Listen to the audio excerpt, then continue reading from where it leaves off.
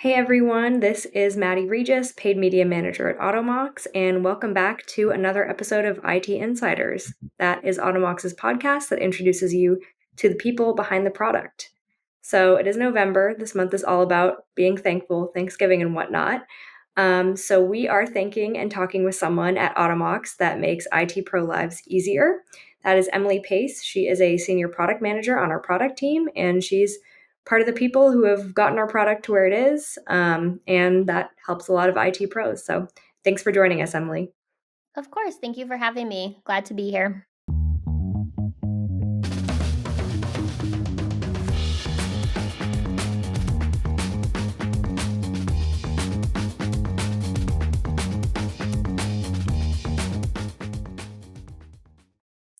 Yeah, so let's just get right into it.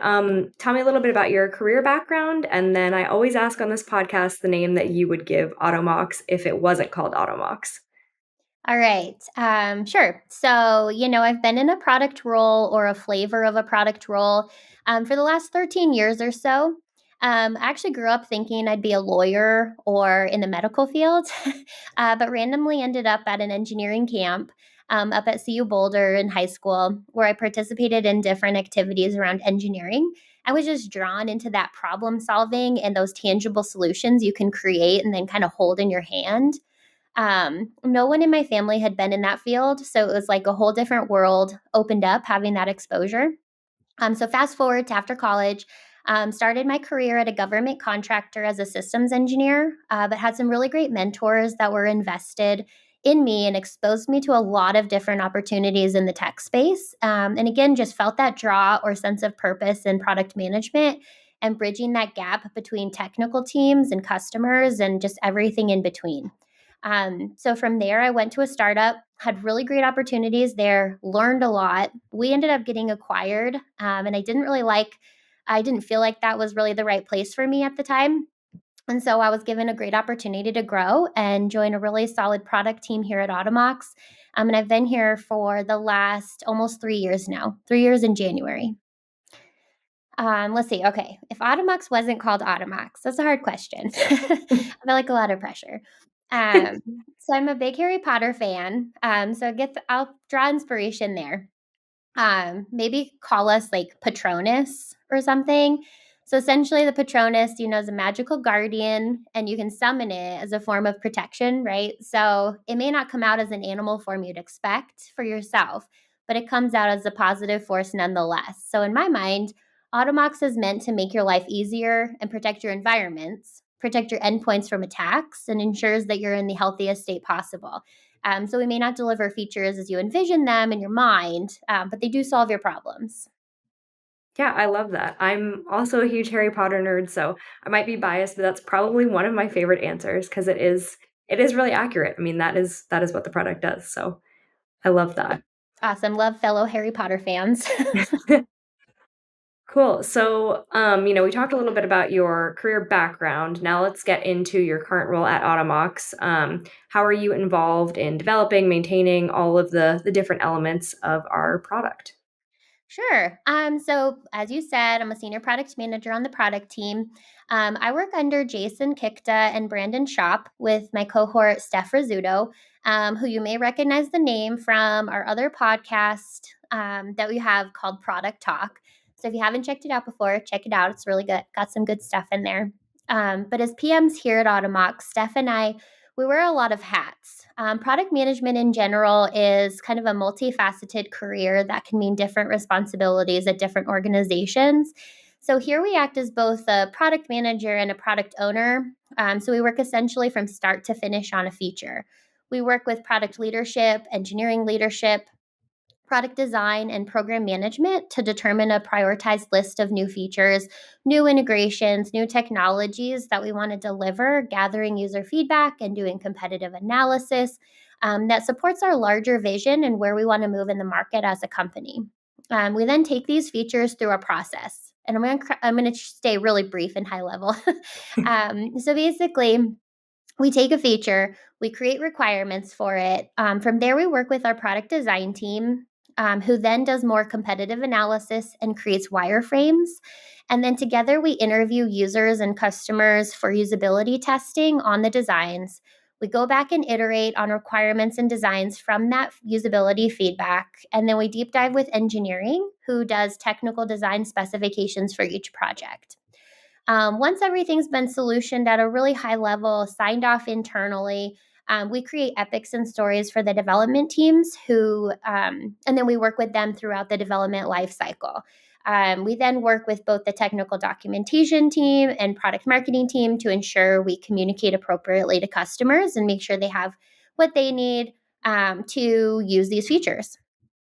We also engage with other departments like AXU course designers and CSMs who customers engage with on a daily basis just to ensure they have visibility into our roadmap and project statuses, as well as support the CSM team on customer calls to communicate feature development, present designs for features that customers are invested in, gather general feedback or feedback related to features that we have early access on.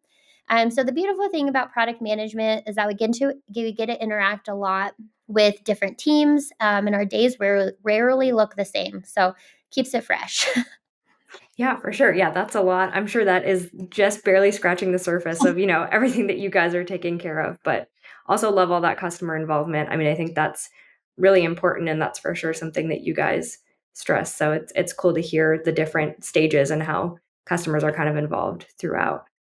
Yeah, we're definitely customer focused, and I could be here all day talking to you about it, but you have more important things to do. So I love it. No, I'm all ears, but obviously we do unfortunately have a time limit for the podcast. So we'll hop to the next question, which you might be able to talk a little bit more about that. So what's been your like biggest win or sort of favorite project that you've been on since you've been on the product team at Automox?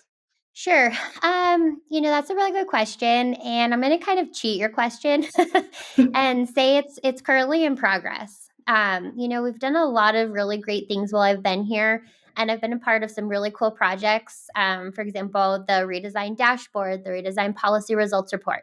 So some really exciting things. But for me, Jason and Brandon have done a really, really good job at creating an environment where we have some room to innovate. And we have a small team and a long list of features and a lot of work. But I was given some room to try and come up with some ways to solve some of our problems customers face today in a bigger way. Like, how can we solve a lot of problems with one project or two projects? And so we know our reporting is not as optimal as it could be. So I came up with a handful of ideas, presented them to Brandon and Jason. They loved a couple of them, which is good. 2 out of 6 is great. And they thought that we could really solve some of the problems we see today, and they were actually prioritized. So I'm currently working with the product design team to get wireframes and requirements in place and engineering involvement to determine feasibility of them. But if it comes to fruition like we think it will, it's going to be huge for customers. And I'd be remiss to say that the win wouldn't just be mine. So it starts with an environment where ideas can be heard. Jason and Brandon have really cultivated that, and my counterpart, Steph, who's always great to collaborate with, bounce ideas off of. And of course, we'd be nowhere without our amazing product design team, program management team, engineering team. We have a really strong team in R&D full of people, truly invested in the success of each other and our product. And this one would be all of ours. So I think 2025 is going to be really exciting. And so I think the biggest win is yet to come. Kind of doesn't Yeah, answer your question, but I think this is good. This is good.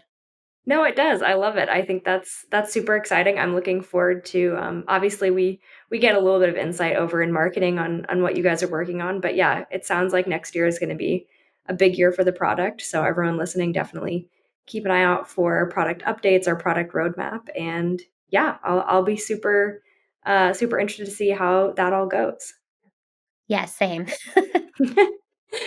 Okay, cool. So let's wrap it up here with one last question, and then of course we'll jump to our game. But if you had one piece of advice for IT professionals, what would it be based off of your, experience with developing a product like this?